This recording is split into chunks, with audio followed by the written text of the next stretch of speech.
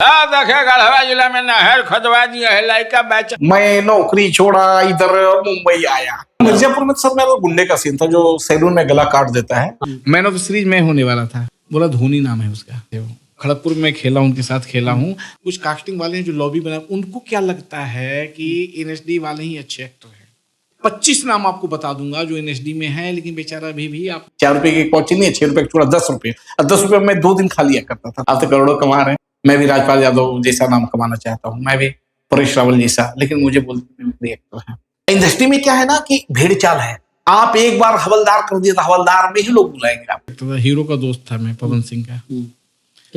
तो कैसे एक्टर है पवन सिंह?